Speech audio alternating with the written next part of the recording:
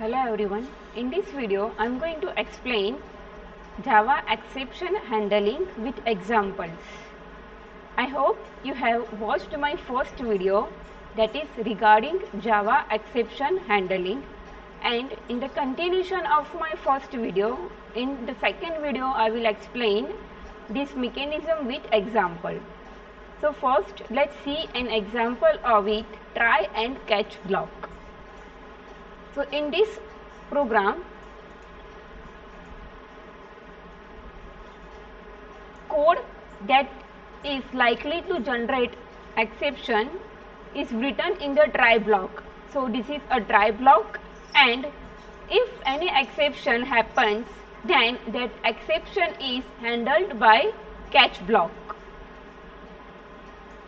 Here I am trying to divide an integer number with 0. So arithmetic exception is likely to happen. So in the catch block I will write arithmetic exception. So in the catch block I will write name of the exception, and then I will create object of that exception class. So here E is object of arithmetic exception class. It will print error, or it will print whatever exception has occurred. So here I am trying to print that kind of exception, and then after catch block my rest of the code is written. So if I have not used try and catch block in this program, then this line will not be executed. But hence I have used exception handling mechanism with simple try and catch block, then this line will be executed because our exception is handled by this try and catch block. So let's see an example of this.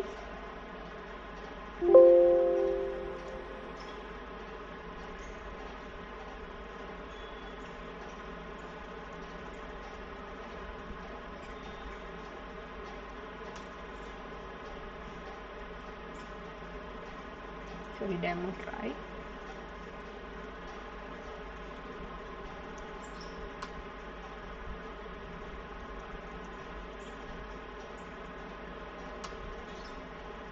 Here the name of the exception is printed, and it is written that divide by 0 error. So my exception is occurred due to I am trying to divide a number by 0. After that the line is printed, rest of the code.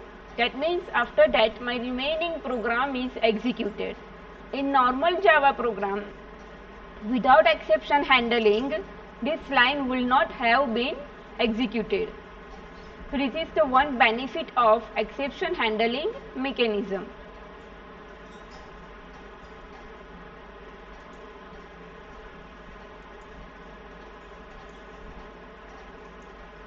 Now we can use try and catch block in many ways. So the first example is simple try and catch block. Second way is try block with multiple catch statement. Third one is try block and a catch block which will handle multiple exception. Then try and catch block with finally block, throw or throws keyword in try and catch block. And the last one is nested try block, that means a try block within another try block. So let's see all these exception handling mechanism with example.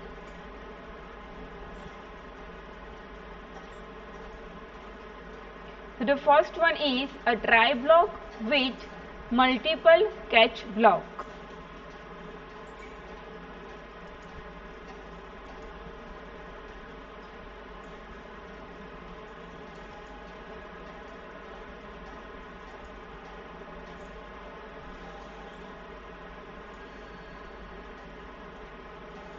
In this example,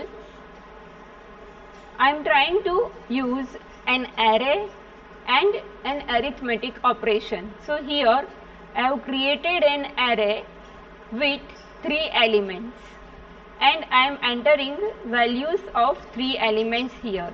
Then in the next line I am going to print value of the first element of array. So this logic is proper. I will not get any error with this array example, but here I will get an exception because I am trying to divide a number with 0. So I will get an arithmetic exception, but I have possibilities of generating 2 exceptions in this program. One is with this array and the second one is with this arithmetic operation. So here I am writing 2 catch block. First catch block will handle arithmetic exception and second catch block will handle array index out of bound exception.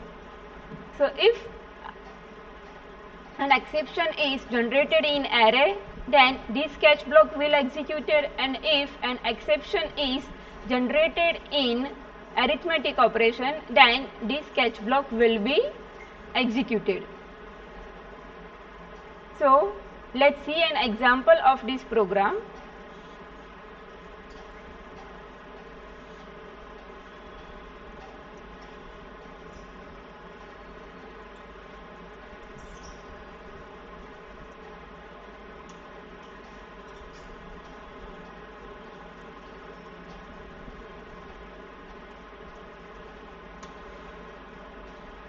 As we can see, the second element of array is printed, which is 2, array of 1 is 2. So it is printed correctly.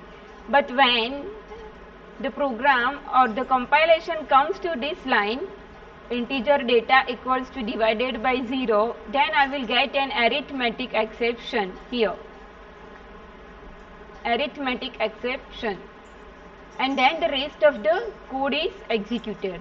Now let's see that I am going to print here 4th element of array, but here I will get an array index out of bound error. Why? Because I have only 3 elements in the array and I am trying to print 4th element. So let's see this example.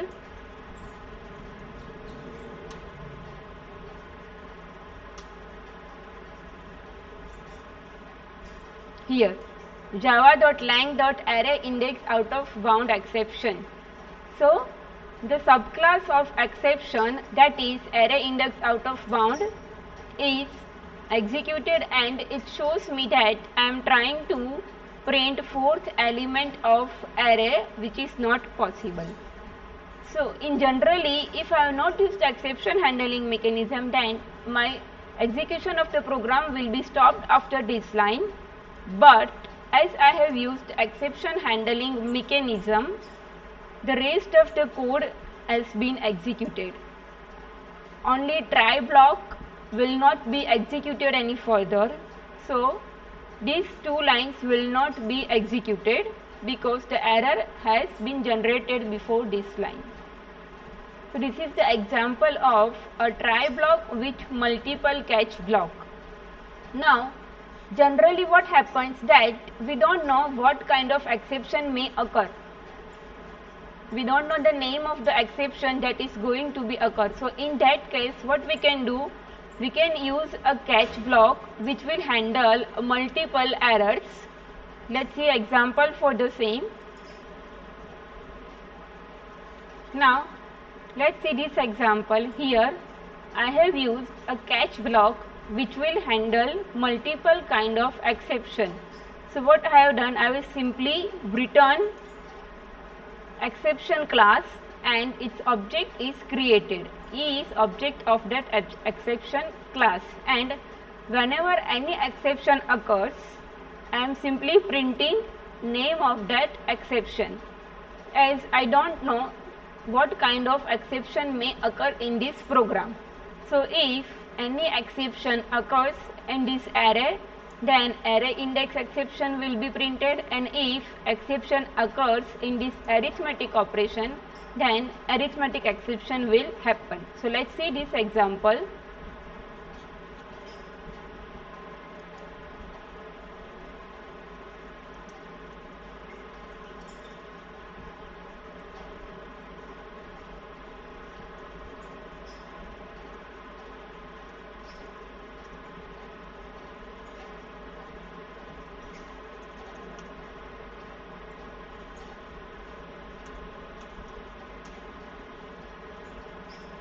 Now here arithmetic exception has been printed because error has been generated here, integer data equals to 50 by 0.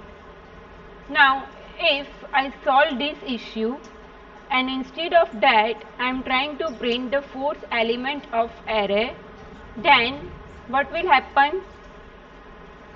Array index out of bound exception will be executed.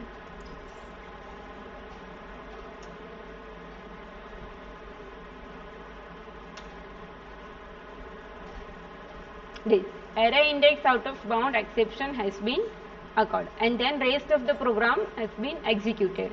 So in this video we have seen 3 examples.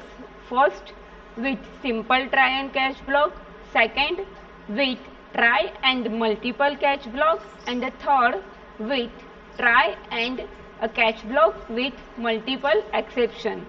In my next video I am going to explain use of finally, throw and throws keyword in exception handling.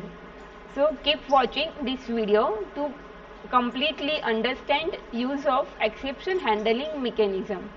Thank you so much, and for any query please feel free to comment or email me on my email ID. Thank you.